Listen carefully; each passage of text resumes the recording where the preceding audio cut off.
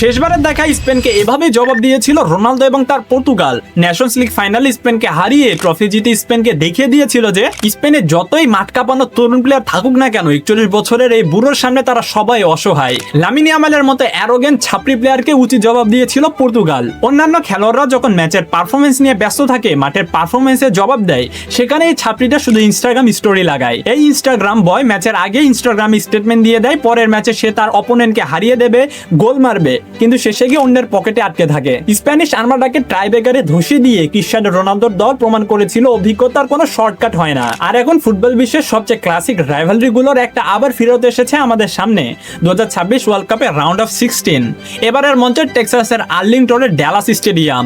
এই high voltage knockout যুদ্ধের pre match রিভিউতে আজকে আমরা দেখব কিভাবে রবার্তো মার্টিনেজের পর্তুগাল এবারও স্পেনকে কাঁদাতে বাধ্য করবে। খাতা কলমে হয়তো অনেকেই স্পেনকে ফেভারিট বলবে, কারণ ঐতিহাসিক 42 বারের দেখা স্পেনের জয় বেশি। কিন্তু রিয়েল ফ্যাক্ট হলো পর্তুগাল যখনই বড় টুর্নামেন্টে হাই প্রেসার মোমেন্ট আসে তখন স্পেনের পা কাঁপে। মনে কি আছে 2018 ওয়ার্ল্ড কাপে সে থ্রিলার 3-3 ড্র ম্যাচের কথা?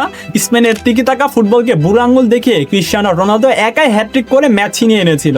আর একদম টাটকা মেমোরি তো 2025 নেশনস লিগ ফাইনাল। নির্ধারিত সময়ে 2-2 গোলে টাই হওয়ার পর ট্রাইব্রেকারে 5-3 ব্যবধান স্পেনকে খড়কুটোর মতো উড়িয়ে দিয়েছিল রোনালদোর পর্তুগাল। নুনো মেন্দেসের গোল, রোনালদোর গোল আর ট্রাইব্রেকারে দিয়েগো কস্তা সে অবিশ্বাস্য পারফরমেন্স। স্পেনকে নকআউটে পেলেই পর্তুগাল যেন বাঘ হয়ে ওঠে। আর আজকে স্পেনের বিপক্ষে পর্তুগাল এই ম্যাচে নামতে যাচ্ছে তাদের মোস্ট ডেডলি 4-2-3-1 ফরমেশনে।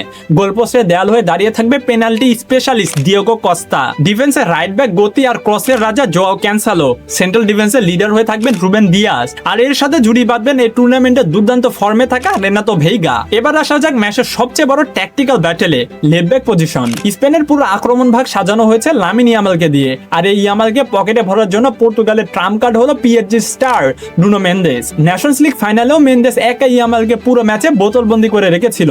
এমনকি ইয়ামাল নিজেও এক ইন্টারভিউতে স্বীকার করেছে যে আমার মুখোমুখি হওয়া সবচেয়ে কঠিন প্রতিপক্ষ আমার কাছে সেটা ছিল নুনো মেন্দেস। ওর বিপক্ষে খেলতে আমার দারুণ লাগে। আমার মনে হয় এটা এমন একটা ম্যাচ যেখানে আমরা দুজনে জানি যে ওটা একটা 1 ভার্সেস 1 লড়াই হতে যাচ্ছে।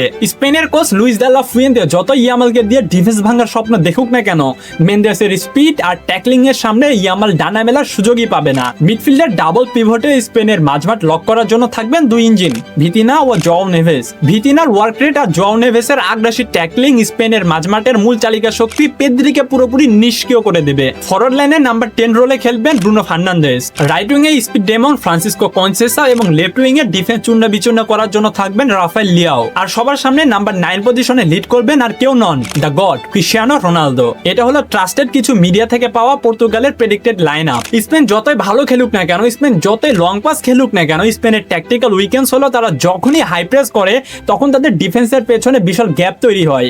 ব্রুনো যখনই মাঝমাঠ থেকে কাউন্টারে বল বাড়াবে, লিয়াও আর কনসেসাওয়ের পেসের সামনে স্পেনের লাপতারা পাত্তায় পাবে না। তাছাড়া বেঞ্চে আছে গঞ্জালো রামোস, যে লাস্ট ম্যাচে ক্রোয়েশিয়ার বিপক্ষে ইনজুরি টাইমে উইনার গোল দিয়ে টিমকে জিতিয়েছিল। তাই পর্তুগালের ব্যাকআপও একদম সলিড। সবচেয়ে বড় কথা, এই ম্যাচটা ক্রিস্টিয়ানো রোনালদোর জন্য একটা স্টেটমেন্ট দেওয়ার মঞ্চ। 41 বছর বয়সে এসেও এই মানুষটা 6th ওয়ার্ল্ড কাপ খেলেছে এবং রাউন্ড অফ 32-তে ক্রোয়েশিয়ার বিপক্ষে প্রেসার মোমেন্টে পেনাল্টি থেকে গোল করে কামব্যাকের রাস্তা দেখিয়েছিল এই রোনালদোই। স্প্যানিশ মিডিয়া তাকে নিয়ে যত ট্রোল করুক না কেন, রোনালদো ভালো করে জানে কিভাবে বড় ম্যাচে সমালোচকদের মুখ বন্ধ করতে হয়। বক্সের ভেতরে সে থাকা মানেই স্পেনের ডিফেন্সে আতঙ্ক তৈরি হওয়া।